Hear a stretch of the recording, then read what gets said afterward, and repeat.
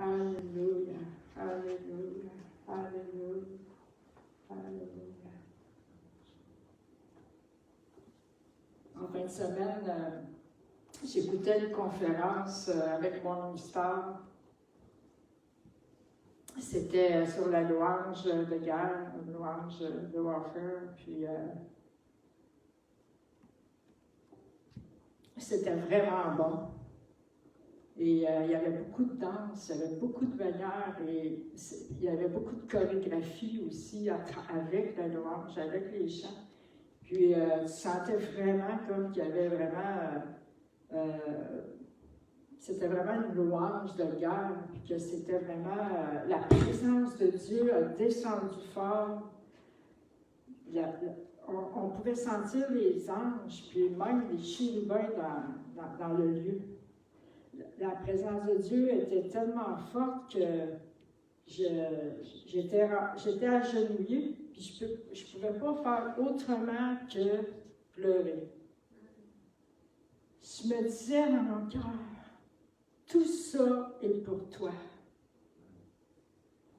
Toute cette chorégraphie-là, toutes ces bannières-là, tous ces chants-là, cette musique-là, c'est pour ta gloire. C'est pour toi. C'est pour t'élever. C'est pour que tu sois glorifié. Ça me touchait tellement de voir tout ça, toute cette préparation-là pour le roi des rois. Et on pouvait sentir les gens louer, adorer, danser autour du trône. C'était palpable, c'était évident. L'atmosphère était remplie de ça. Vous savez, quand on vient à l'Église, il y a des gens qui se préparent. Il y a des gens qui se préparent pour le roi. Il y a des gens qui se mettent à part pour servir le Seigneur. Il y a des gens qui se préparent pour la louange, il y a des gens qui se préparent pour la prédication, et tout ça, c'est pour la gloire de Dieu. Tout ça, c'est pour le Seigneur. Cette préparation-là est pour le Seigneur. Il est tellement digne d'être adoré. Il est tellement digne d'être loué. C'est tout. J'écoutais les musiciens, c'était tous des bons musiciens. Écouter mon ministère, c'est des bons musiciens. Et je me disais, c'est pour Dieu. C'est pour Dieu qu'ils sont là. C'est pour Dieu qui ont appris cet instrument-là. C'est pour la gloire de Dieu qui se sont préparés pour cette conférence-là. C'est pour toi, Seigneur. Et ça me brisait. Ça me brisait parce que tout ce qu'on fait, tout ce qu'on prépare, c'est pour Dieu. Amen, c'est pour la gloire de Dieu. C'est avec vraiment cette pensée-là qu'on doit le faire. C'est vraiment pour Dieu. Il mérite toute la gloire. Il mérite toute la louange. Il mérite toute l'honneur. Amen. Alors, avant de continuer pour mon message, je vais prendre les dîmes et les offrandes. Ceux qui le font par intérêt.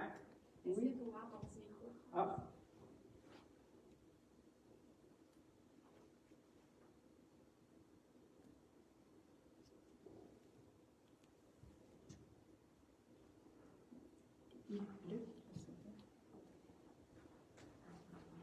En tout cas, je vais prendre les dîmes et les offrandes. Alors, merci pour ceux qui donnent des offrandes, qui donnent des dîmes. Et vous savez que vous pouvez donner par intérêt. Je sais que tout le monde le sait ici, mais peut-être qu'en ligne, il y en a qui ne le savent pas. Toutes les informations sont sur la page du Centre chrétien d'Essette-Îles sur Facebook. Et Seigneur, je prie pour les offrandes, je prie pour les dîmes, je prie pour ta bénédiction sur les personnes qui donnent fidèlement. Et pour celles qui donnent, Seigneur, je prie pour la multiplication de ces dîmes et ces offrandes-là, Seigneur, dans nos vies et dans l'Église, Seigneur, pour l'avancement de ton royaume, Seigneur. Et merci, Jésus. Merci parce que tu pourvois tous nos besoins. Merci parce que tu es Jéhovah Jireh. Merci, Jéhovah Jireh, Dieu qui pourvoit. Alléluia, Jésus. Alors, mercredi, il va y avoir la réunion de prière à 7 heures. Mardi, il n'y aura pas de réunion d'intercession 2.0 sur Teams. Et Gilles devrait être revenu lundi. Alors, les choses se placent et il peut revenir. Amen. Merci Seigneur.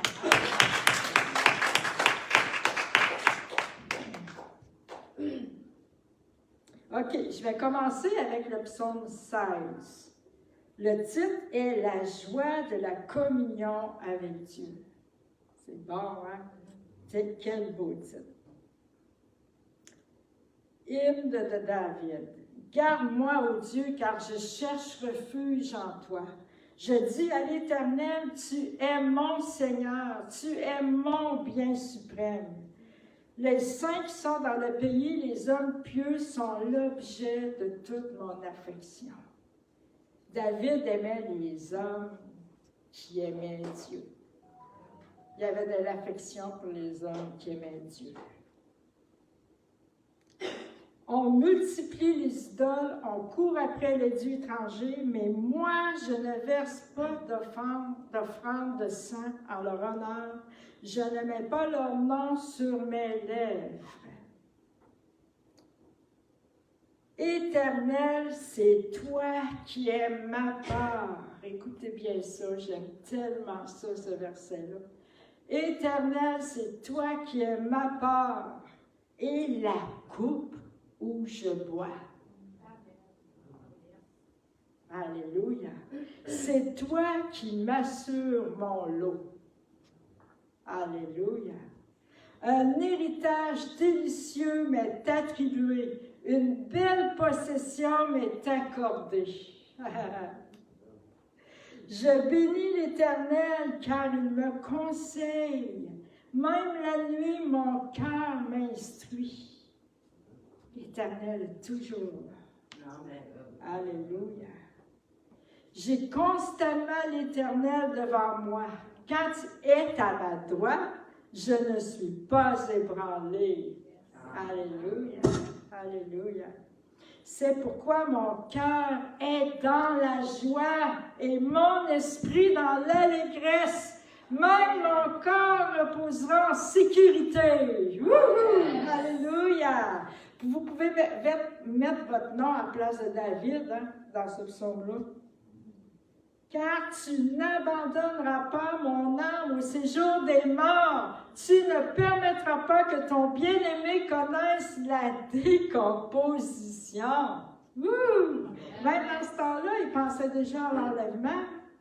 On dirait, de la manière qu'il parle.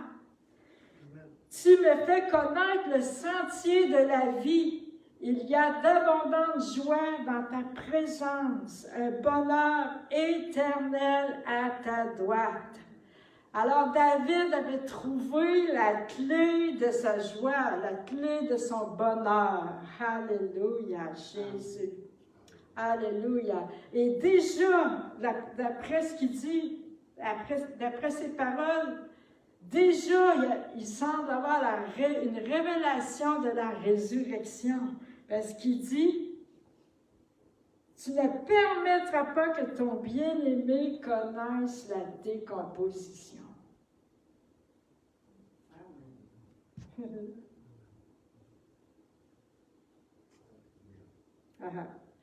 David écrivait ce psaume et il était dans les difficultés, il était poursuivi, il était menacé de mort et il écrivait ce psaume-là. Alléluia. Dans les épreuves, dans les situations difficiles, la chose à faire est de se tenir proche de Dieu, de se tenir proche du cœur de Dieu, d'être certain que notre cœur est proche de Dieu. Amen. Parce que les épreuves éloignent de Dieu ou rapprochent de Dieu. Et c'est à nous de choisir. Si nous choisissons de s'approcher de Dieu, nous allons connaître Dieu d'une nouvelle manière, de nouvelles façons, dans différents aspects de qui il est. Et dans les épreuves, c'est ce qui se passe lorsqu'on s'approche de Dieu. On va le connaître de nouvelles facettes, des nouveaux qualificatifs de Dieu. On va connaître d'autres aspects que nous n'avons pas encore connus avant d'être dans cette épreuve, dans cette difficulté. Nous allons le connaître d'une manière plus profonde. On va vivre une intimité plus profonde. Ça va nous pousser à aller plus profondément. Alléluia. Si on choisit de s'approcher de Dieu, on va découvrir son amour avec plus de révélation profonde encore. On va découvrir et connaître sa bonté, sa compassion, sa sainteté. Et apprendre l'humilité.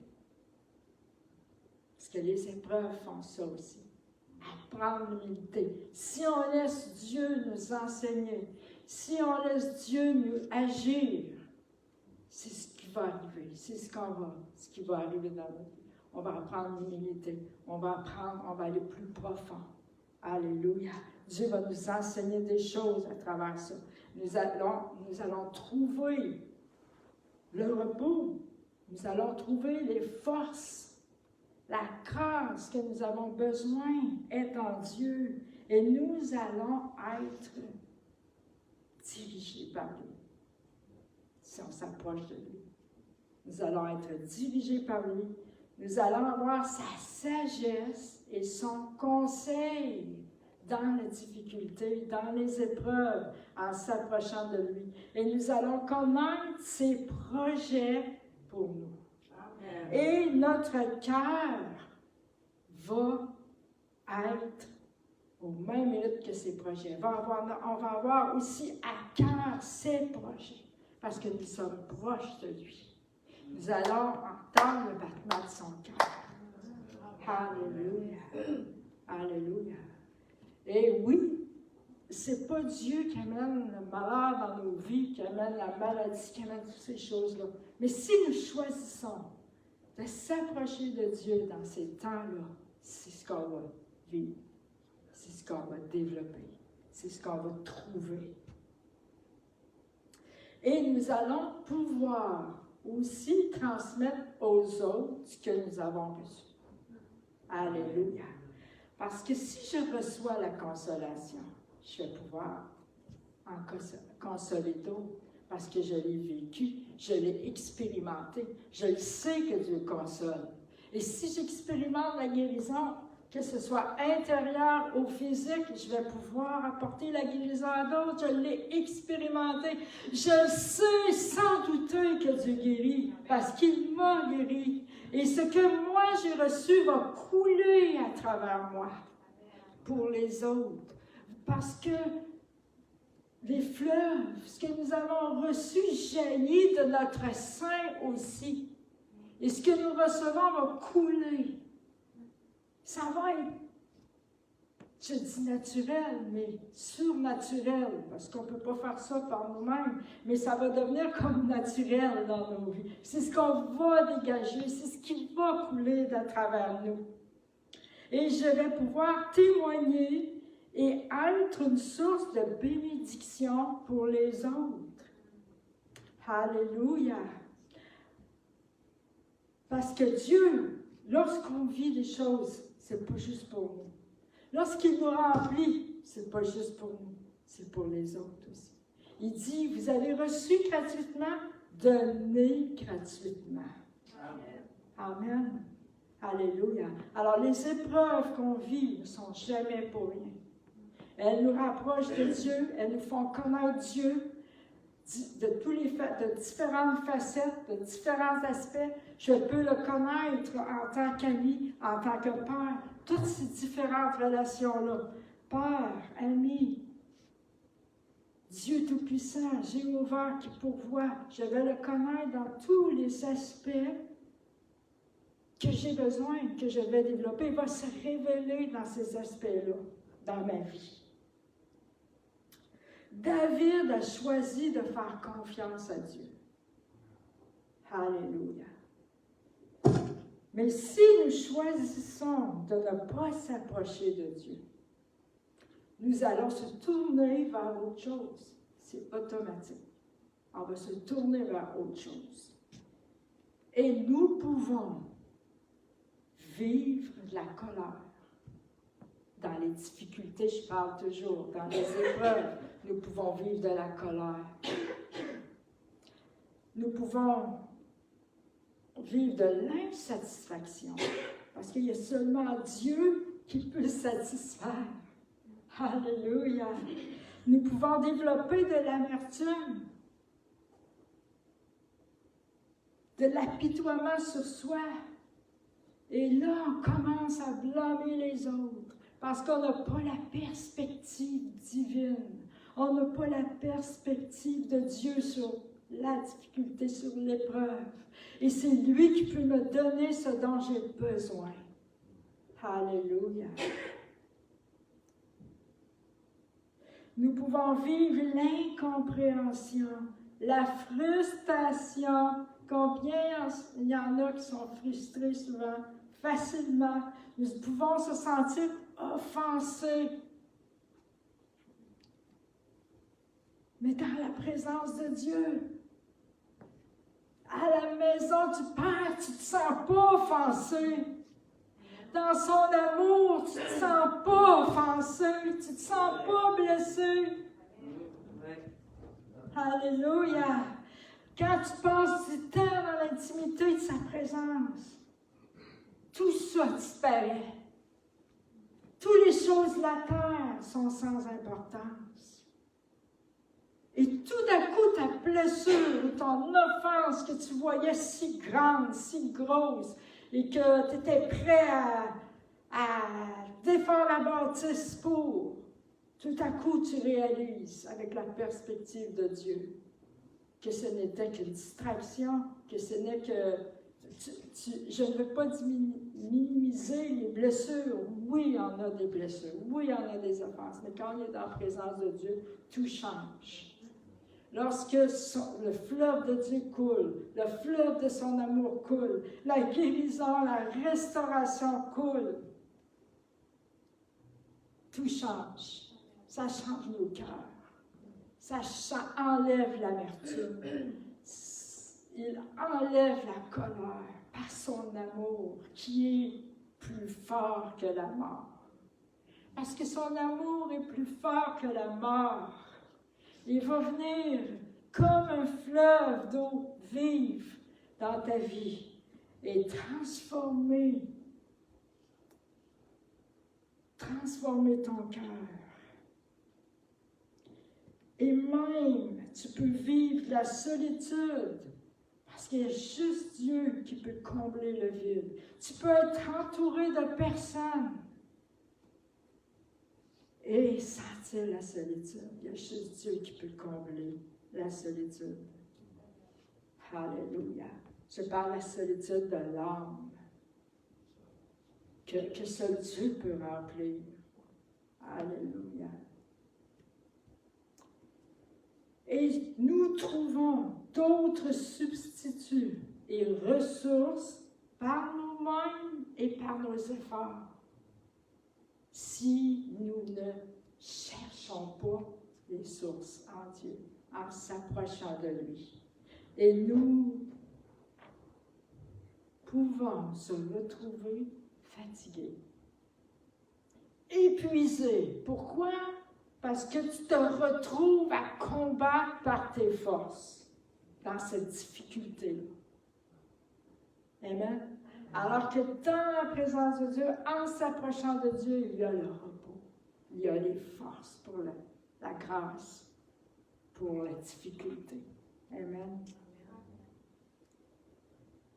Proverbe 4, 23. Garde ton cœur plus que toute autre chose, car de lui viennent les sources de la vie. Alors, qu'est-ce qu'il y a dans mon cœur? Qu'est-ce que j'ai dans mon cœur? Faire attention qu'il n'y ait pas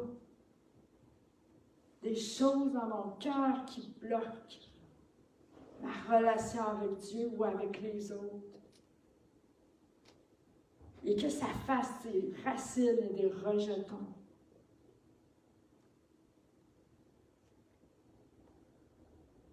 Est-ce que mes épreuves, est-ce que mes situations me rapprochent de Dieu? Comment est l'état de mon cœur? C'est des bonnes questions à se poser. Comment est l'état de mon cœur? Est-ce que mon cœur est rempli de colère, d'amertume ou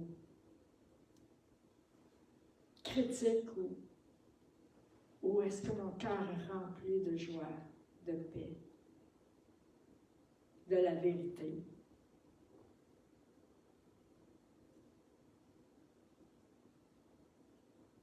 Le psaume 87,7, d'ailleurs, c'est un de mes préférés. Ça a été un de mes préférés pendant longtemps. Il est écrit « Et ceux qui chantent et ceux qui dansent s'écrient, toutes mes sources sont en toi. » Alléluia. Lorsque nous louons, lorsque nous chantons, lorsque nous dansons, c'est ce que nous sommes en train de lui dire ou ce que nous devrions être en train de déclarer. Toutes mes sources sont en toi. Tu me suffis. Tu me suffis. C'est ce qu'on devrait déclarer dans la louange. C'est ce que notre louange, notre danse, notre adoration devrait signifier.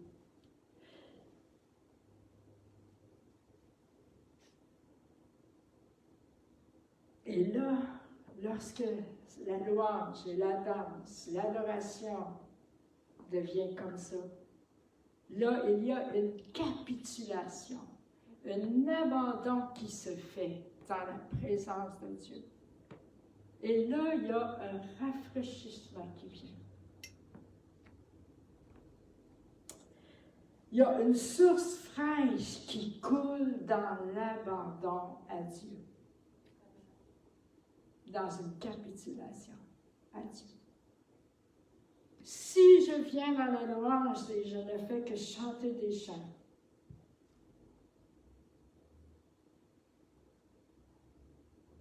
je ne déclare rien à Dieu qui vient de mon cœur ou je ne suis pas en train de m'abandonner. Je devrais être en train de m'abandonner dans la louange. Je devrais être en train de capituler. Comme on dit en anglais, surrender. I surrender to you, Lord. Hallelujah. On devrait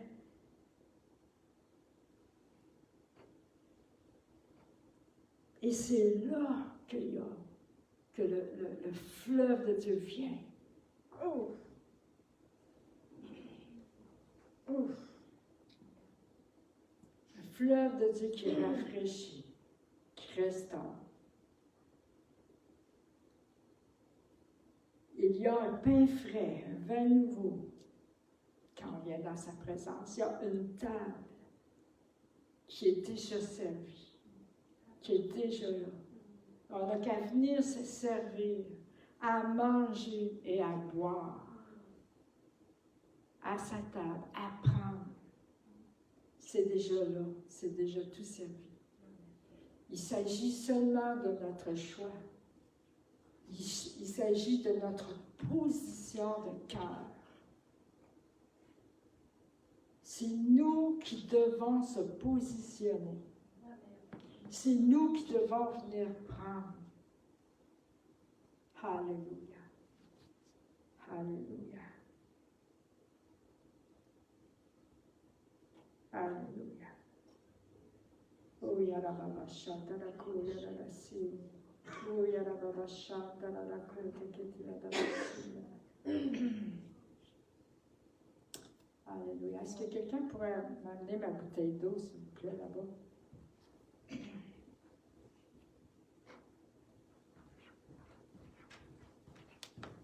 Merci.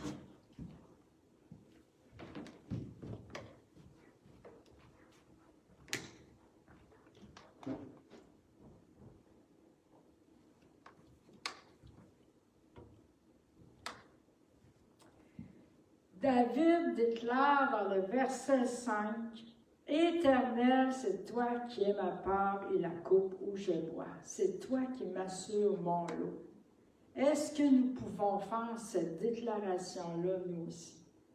Est-ce que nous pouvons dire sincèrement, « Éternel, c'est toi qui es ma part et la coupe où je bois. » À quelle coupe est-ce que nous buvons? À quelle coupe est-ce que nous buvons? Alléluia. Est-ce qu'on peut le faire? Est-ce que vous pouvez le dire avec moi ce matin? Comme une déclaration à Dieu. Éternel, c'est toi qui es ma part. C'est toi qui es ma part. Et la coupe où je bois. Et la coupe où je bois. C'est toi qui m'assures mon lot. C'est toi qui m'assures mon lot.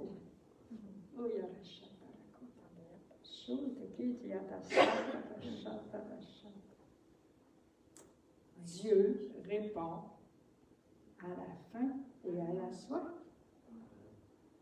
Amen. Amen.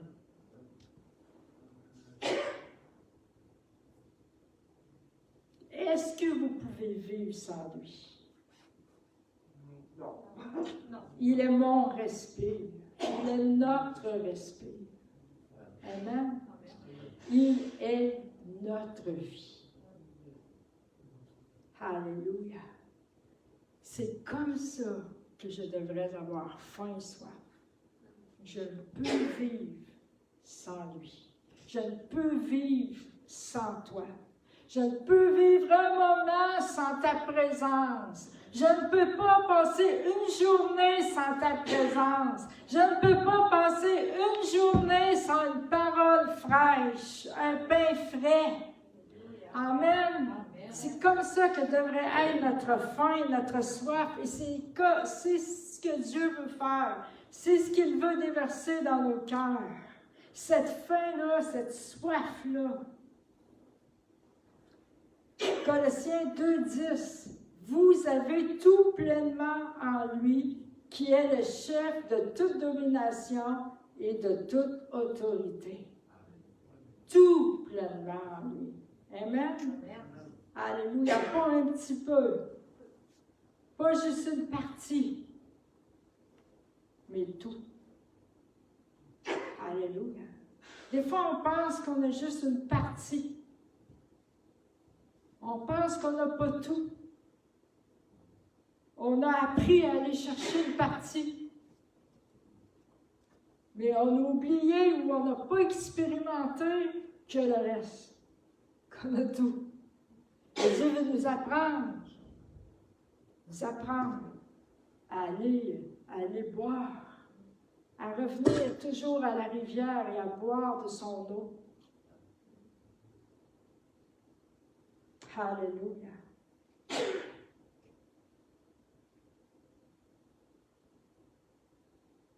Yahweh est mon meilleur ami et mon berger. J'en ai toujours plus qu'assez.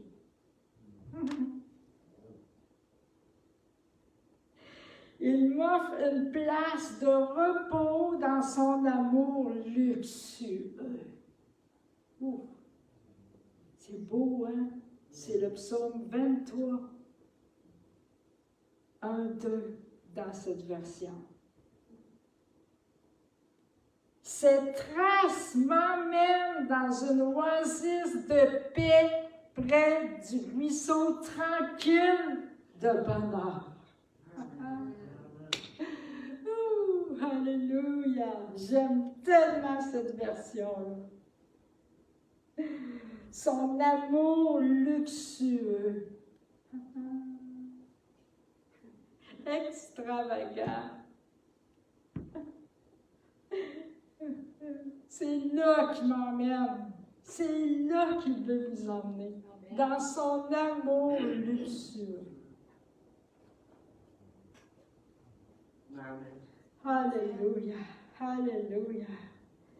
Et dans une place de repos.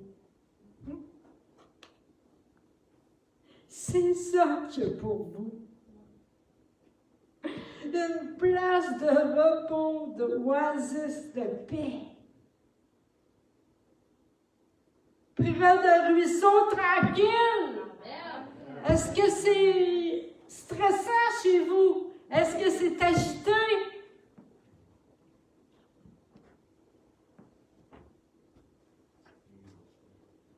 Il y a un ruisseau tranquille de bonheur dans sa présence. Et on peut y aller, on a accès en tout temps. C'est agité autour de toi, c'est stressé autour de toi. Oh, oh, oh. Va-t'en dans une chambre, va-t'en je ne sais pas où. Ferme la porte, mets de la louange, rentre dans sa présence, rentre dans son repos. Puis tu vas voir que toute l'agitation autour de toi va disparaître. Tu vas être comme dans un autre monde. Je vous le garantis, c'est deux mondes différents. Le royaume de Dieu et le royaume de la terre. Le royaume terrestre, c'est deux mondes différents. Amen. Tu te retrouves dans la présence de Dieu, dans le royaume céleste, près de son trône. Et c'est complètement différent. Il y a la paix, il y a tout. Alléluia. Apprendre à se séparer des choses de la terre et à rentrer dans sa présence, dans son repos. Alléluia. Alléluia. Après, quand tu sors de là, ouf, tu discernes, tu réalises combien ces deux mondes-là sont différents. Et là, tu discernes. Là, tu vas discerner beaucoup plus vite. Alléluia. Je ne veux pas un instant. Je voudrais rester là tous les jours de ma vie dans cette présence-là. C'est ce que David disait, c'est ce que je dis aussi. C'est ce que je déclare aussi. Quand tu goûtes à cette présence-là, tu expérimentes cet endroit-là avec Dieu, tu voudrais y rester tout le temps. Tu ne veux pas perdre ça. C'est plus précieux que l'or. Tu ne veux plus perdre ça. Tu ne recherches plus les choses d'en bas. OK, on vit sur la terre, mais tu ne recherches plus ça. Tu sais qu'il y a un endroit meilleur. Tu sais qu'il y a un endroit meilleur qui m'attend, qui t'attend. Alléluia. Et tu as accès tout le temps à cet endroit-là. Et c'est ta maison éternelle pour l'éternité. Amen. Alléluia. On est citoyen des cieux. Étranger. De passage ici. Les choses de la terre ici sont temporaires. Sont appelées à disparaître. Mais les choses d'en haut sont appelées à exister. Alléluia. Éternellement. Alors, où je fixe mes yeux, où je mets mon attention, où je mets mon affection. Oh! Oh!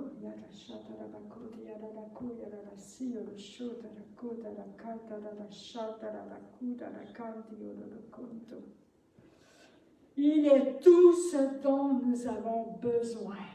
Il nous suffit. Il nous suffit. Il nous suffit. Amen. Alléluia. Alléluia. Et c'est un mensonge de croire que non. Amen. L'ennemi veut nous faire croire qu'il ne suffit pas, que ça nous prend autre chose. Et la chair aussi, notre chair aussi, cherche sa nourriture, cherche à se glorifier. Et c'est un combat entre la chair et l'esprit. la chair veut chercher ailleurs ou pense que c'est mieux ailleurs. Et l'ennemi va te remettre des choses dans la tête aussi et devant toi.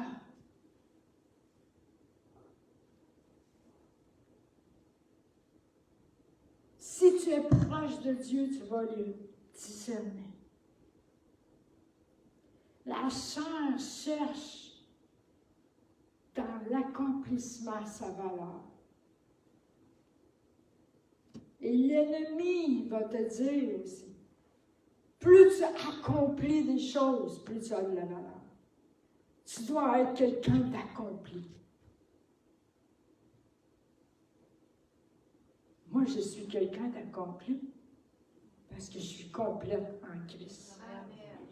Alléluia, alléluia. Ta chair va trouver sa valeur, veut trouver sa valeur ailleurs.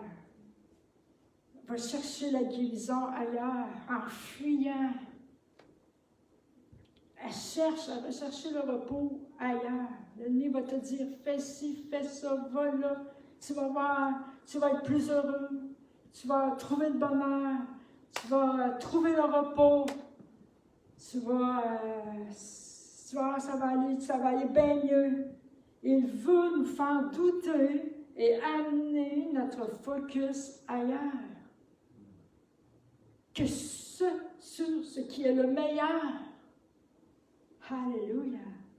Que sur ce qui est le meilleur. Amen. Parce que tu vas chercher ne sera pas le meilleur. Ça ne se compare pas avec la présence de Dieu ou avec ce qu'on trouve en Dieu. Alléluia. Alléluia.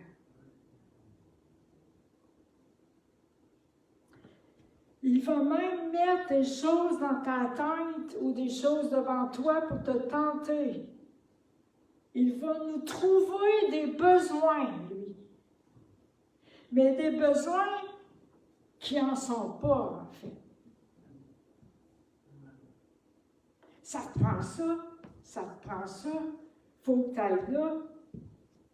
Il va te créer des besoins. Et savez-vous quoi? Souvent, même les chrétiens se font prendre. Je vais faire ça, je vais acheter ça, je vais aller là. Ah, je n'ai besoin, moi, de ça. La chair va dire, j'en ai besoin. La chair va trouver une satisfaction là-dedans, mais qui ne durera pas. Parce que demain, elle va avoir encore soif d'autres choses. Amen. Amen. Alléluia. Et celui qui vient boire, qui vient à Jésus, n'aura plus jamais soif. Dans le sens qu'il n'aura plus à chercher pour étancher sa soif. Mais tu vas avoir de plus en plus soif de Jésus. Mais c'est parce que tu as trouvé la source. Alléluia. Alléluia.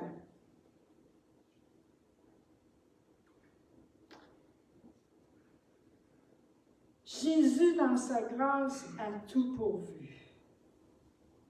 Alléluia. Philippiens 4, 19. Et mon Dieu pourvoira à tous vos besoins selon sa richesse avec gloire en Jésus-Christ. Amen. Alléluia. Jéhovah Jireh, le Dieu qui pourvoit. Est-ce qu'il y a dans cette phrase-là quelque chose qui dit le contraire, que Dieu va pourvoir à tous nos besoins, pour nous faire douter? Non. Non. Alors, si je me nourris de la parole, si je me nourris de ses promesses, pourquoi je douterais? Si je laisse entrer le mensonge de l'ennemi, ou je laisse entrer les paroles d'inquiétude. Des fois, c'est d'autres personnes qui sont stressées ou inquiets, puis qui t'amènent ça. Tu sais. Rejette ça. Rejette ça. Prends-le pas sur toi, prends-le pas avec toi. Amen. Ce n'est pas la vérité. Ce Ce n'est pas la vérité. De quoi est-ce que nous avons besoin aujourd'hui? On a tout en Christ. On a tout en Jésus. Amen. Alléluia. Il nous a donné une grande famille. Pourvu pour une famille. Il donne une famille à celui qui est orphelin. Moi, j'étais comme une orpheline quand Jésus est venu me chercher. Et il m'a donné, il m'a adopté, il m'a inséré, intégré dans sa famille. Alléluia, comme son enfant. C'est ce que j'avais besoin. Rencontrer mon besoin d'orpheline. Alléluia. Alléluia.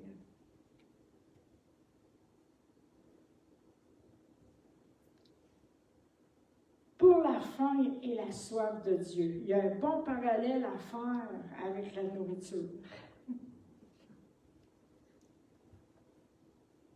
Quand on mange 2 ou 3 repas par jour, moi j'ai mangé mes 3 repas, aujourd'hui je suis bonne pour une semaine. Est-ce que c'est ce qui arrive? Moi j'ai mangé là, aujourd'hui, là, je vais faire un bout. J'ai pas besoin de me nourrir demain, j'ai pas besoin d'en boire non plus, je suis correcte. Oui, tu peux faire peut-être un petit bout. Mais la plupart des gens, c'est quoi qu'ils vont faire? Si tu fais ça, tu risques de devenir de mauvaise humeur. Il y en a que ça change leur humeur à la fin. J'en ai vu. Vous risquez de manquer de force. Mais même devenir faible. Confus même dans vos décisions, dans votre planification quotidienne.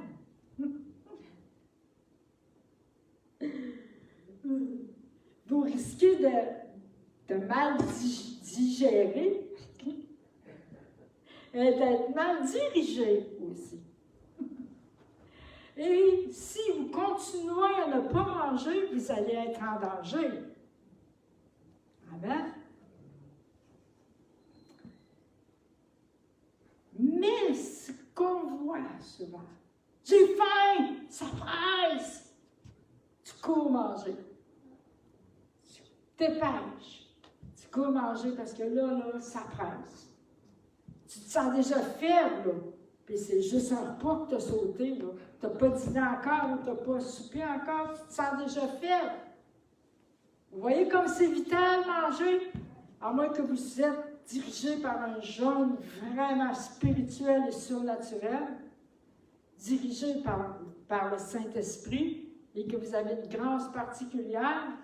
Mais à part ça, ça presse. Amen. Mais spirituellement, c'est pareil.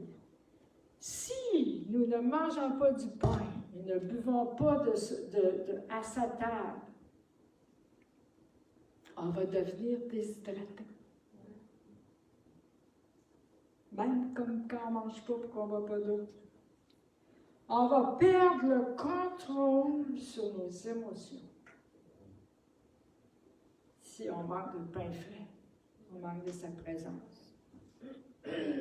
On va devenir confus, mal dirigé, manquer de force, faible et même en danger. Il y a un beau parallèle à faire avec la nourriture. Amen. Sa parole, son esprit, sa présence est vitale. C'est comme ça qu'on devrait avoir faim et soif. Ça m'en prend du pain frais. Je ne peux pas passer la journée sans pain frais. Je ne peux pas passer la journée sans sa présence. Puis si tu le fais, et tu le refais, et tu le refais, tu vas devenir sec, tu ne discerneras plus, et tu vas être mal dirigé. C'est toi qui vas prendre le contrôle ou c'est quelqu'un d'autre. Parce que c'est vital. Amen. Il est la vie. C'est clair, il est la vie. Il est le chemin et la vérité. Alors pourquoi chercher ailleurs? Si j'ai Jésus, j'ai tout trouvé. Amen. Alléluia! J'ai plus besoin de chercher ailleurs. J'ai trouvé la maison que j'avais longtemps cherchée. Amen. Je l'ai trouvée. Amen. J'ai trouvé le pain dont j'avais besoin. J'ai trouvé le vin que j'avais besoin. Parce que le vin, c'est l'Esprit de Dieu. On a besoin de boire aussi, de boire à la rivière. Amen. Il y en a qui mangent tellement, là, qui sont enivrés de leur bouffe, leur nourriture.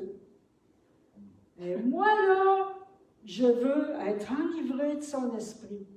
Je veux tellement être rempli que je veux être enivré de son esprit. Amen. Je ne veux pas être enivré des choses du monde. Je ne veux pas être rempli des choses de la terre. Je suis obligée de vivre sur la terre encore. Mais souvent, j'aimerais être avec lui en haut. Quand on passe beaucoup de temps dans sa présence, c'est souvent ce qui arrive.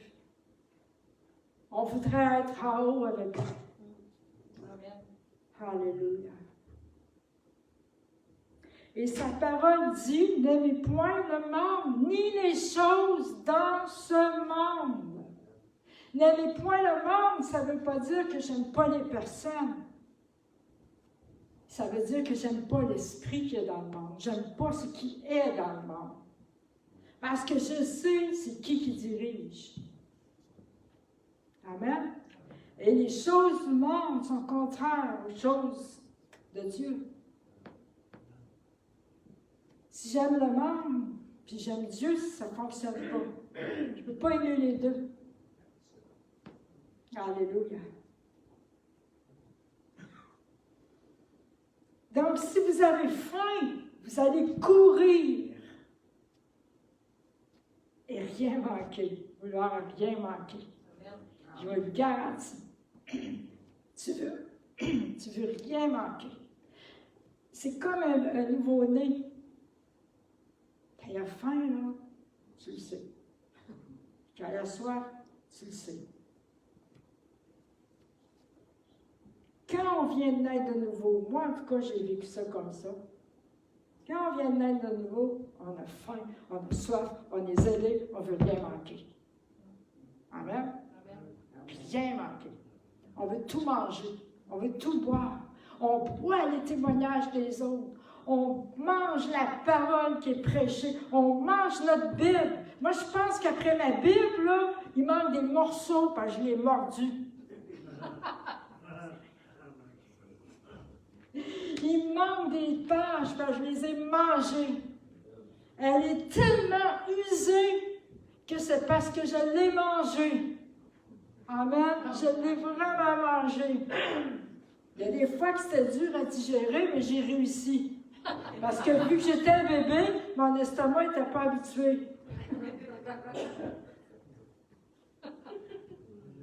Et je l'ai digéré en grandissant.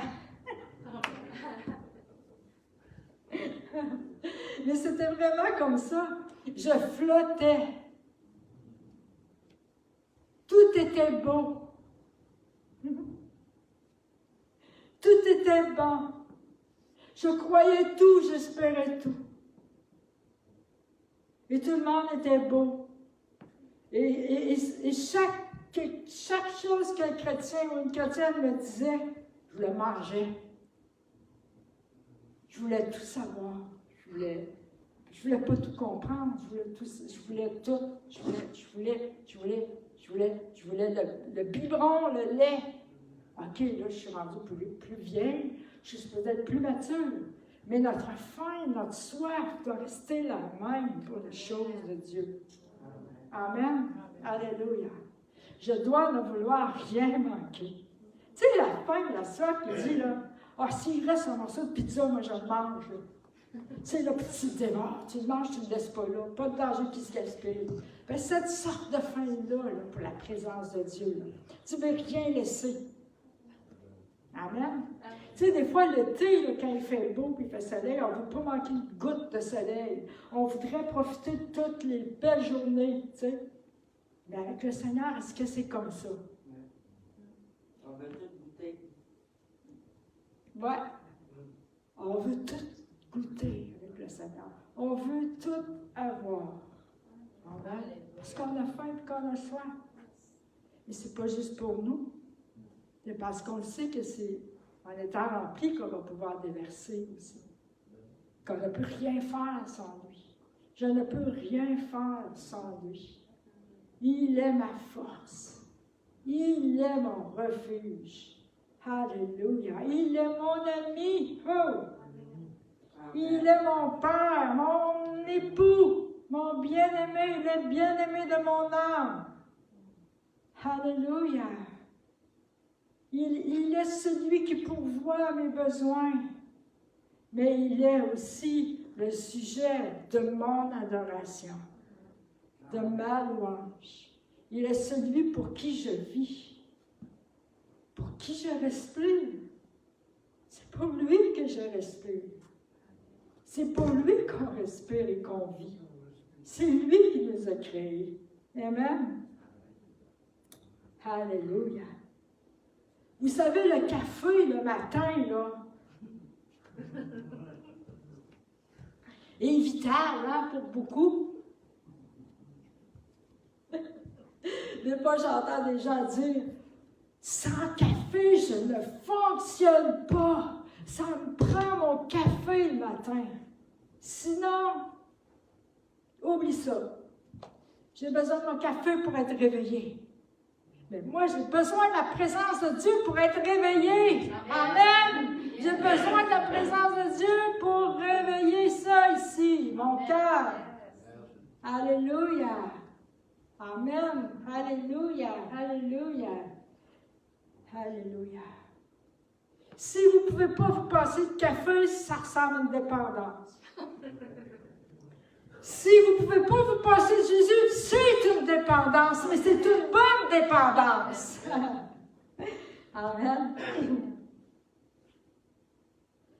Donc, des questions qu'on pourrait se poser, c'est après quoi courons-nous?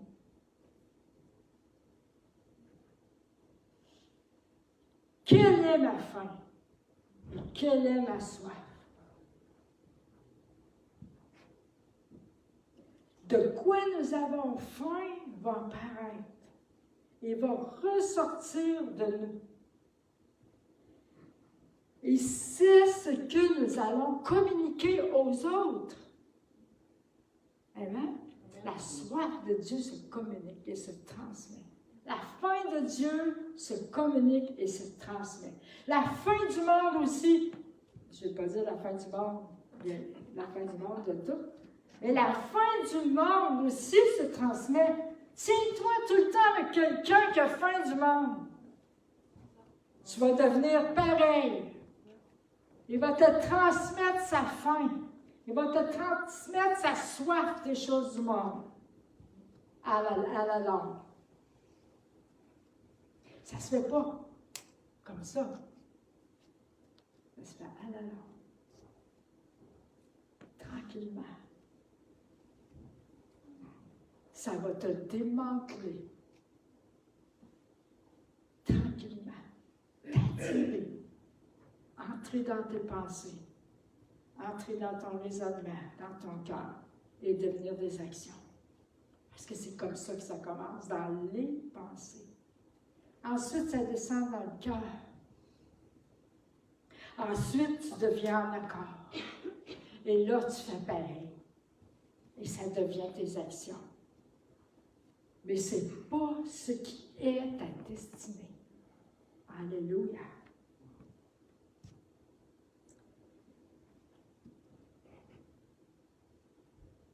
Si j'ai soif de Dieu, c'est ce qui va ressortir dans ma vie, dans mon adoration, à mon travail, dans mes décisions, mes priorités, c'est ce qui va ressortir.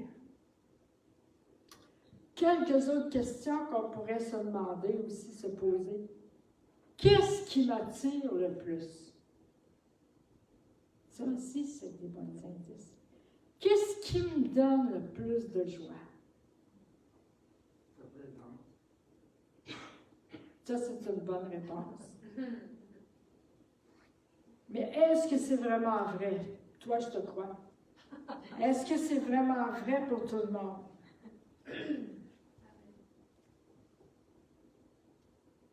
Qu'est-ce qui me comble et me satisfait?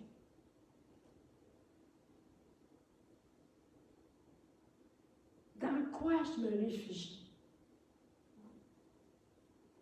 La parole. Dans quoi je me réconforte? Qui est-ce qui m'accompagne dans ma solitude?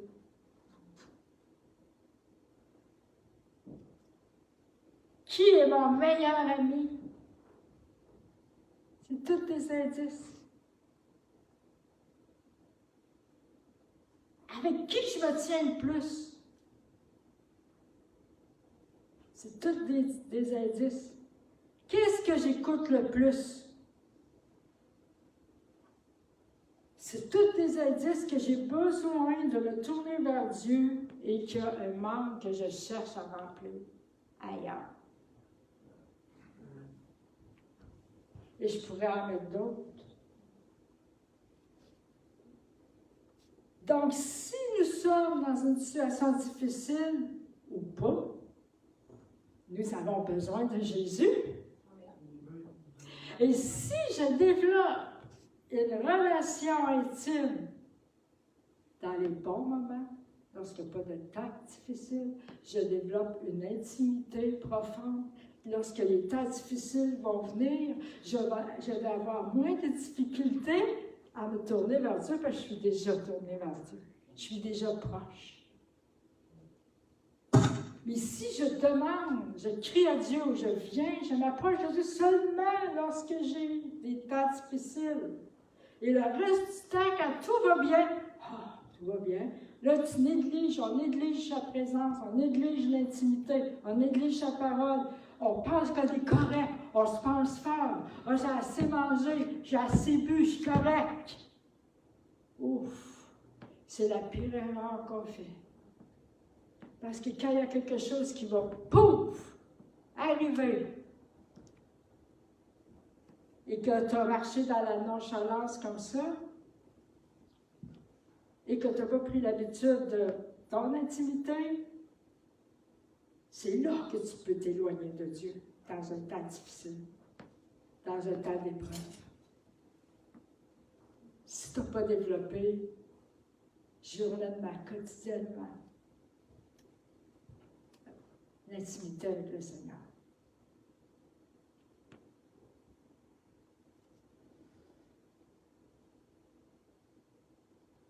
Ne succombez pas à autre chose pour trouver votre réconfort. C'est un piège. Ou pour trouver ce que vous avez besoin. C'est un piège. Il est la solution. Il n'y a rien de mieux. Dans le monde, c'est de l'illusion de réconfort, je vous le garantis. Je ne dis pas là, que quelqu'un ne peut pas venir te réconforter, on va réconforter un malade. Tu vas le réconforter. Mais la plupart des choses dans le monde, c'est de l'illusion.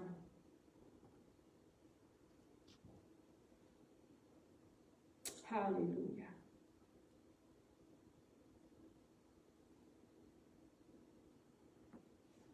Je pense que je vais terminer ici. Et puis, si vous vous sentez interpellé, j'aimerais juste que nous fassions une prière ensemble ce matin. Qu'on déclare à Jésus qu'il nous suffit ensemble. puis qu'on lui donne tout substitut ou dépendance, peu importe, qu'on fasse cette déclaration-là ensemble.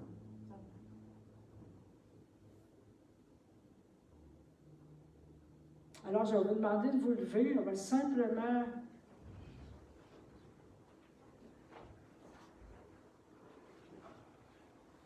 le faire par la foi, si vous êtes d'accord.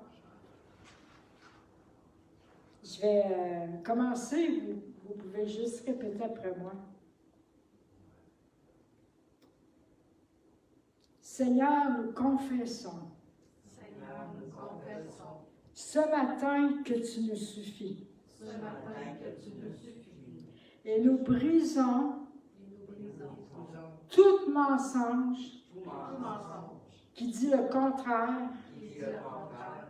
Et nous rendons toute pensée Et nous rendons toute pensée captive à ton obéissance. captive à ton obéissance. Au nom de Jésus. Au nom de Jésus. Nous prions Nous prions que tout substitut que tout substitut ou forme de dépendance ou forme Oh. de dépendance soit brisé au nom de Jésus. soit brisé au nom de Jésus. Vous savez, les substituts peuvent être toutes sortes de choses. C'est lorsqu'on dépend de quelque chose ou de personne même. On peut même dépendre de personne. C'est où nous trouvons notre satisfaction, comme je disais tout à l'heure. Ça peut être les achats compulsifs. Ça peut être la compulsivité sur des choses. La boisson, la drogue, la TV, l'Internet, le sexe, la porno. Ça peut être la popularité. Tu as besoin d'être populaire. Tu as besoin d'être reconnu. C'est tous des substituts, ça. Ça peut être des amitiés malsaines qui créent des liens d'âme malsains ou des mauvaises alliances amicales que vous savez que vous ne devriez pas avoir, mais que vous les gardez quand même. C'est des substituts, ça peut être des dépendances, des liens d'âme. Vous avez de la misère à vous détacher. Ça peut être des amitiés dans le monde que vous aviez avant ou que vous avez créées ou que vous gardez, qui créent des liens, des attachements. On les brise ce matin. Nommez, vous pouvez les nommer si vous avez quelque chose qui vous vient à l'esprit. Vous pouvez juste dire, Seigneur, je brise ce lien-là dans ma vie. Tu nommes ce lien-là, je te le donne. Je te demande pardon et tu me suffis. Tu lui déclares qu'il te suffit. Alléluia. Alors, au nom de Jésus, nous brisons tout substitut, toute dépendance au nom puissant de Jésus dans nos vies. Alléluia. Alléluia. Oya rababa shanta la kote kiti yadada santa. Tout la la la la koya la la la santa. Nous brisons toute dépendance autre que toi, Seigneur. Tout substitut autre que toi, Père. Alléluia. Et nous te demandons pardon, Seigneur, pour tout substitut, pour toute dépendance, pour toute idole dans notre vie, Seigneur, qui a pris ta place. Alléluia. Nous nous repentons, Seigneur, et nous te demandons, Seigneur, d'augmenter notre faim et notre soif de toi. Alléluia. Augmente notre faim et notre soif. Remplis-nous ton amour, afin que nous débordions d'amour pour toi aussi, Seigneur. Alléluia. Oh Jésus, merci pour ton amour. Merci pour ce que tu fais ce matin, Seigneur. Nous brisons les liens de l'ennemi dans cette Église, sur ton peuple, sur nous, dans le nom puissant de Jésus. Et nous déclarons la liberté. Je déclare la liberté pour ton peuple de te suivre, librement et pleinement, dans le nom de Jésus. Alléluia. Merci, Seigneur. Alléluia. Et si vous êtes en ligne, ce matin, ou si vous nous écoutez plus tard, je brise ces liens-là sur vous aussi. Au nom de Jésus, je brise tout lien de dépendance, tout lien d'addiction, tout lien de substitut dans votre vie, dans le nom puissant de Jésus. Et je brise tout lien de mensonge au nom de Jésus. Et que toute pensée soit rendue captive à l'obéissance de Christ maintenant, dans le nom puissant de Jésus. Alléluia. Que Dieu vous bénisse. Amen. Amen. Je vais vous laisser aller. Bonne semaine. Amen. Alléluia.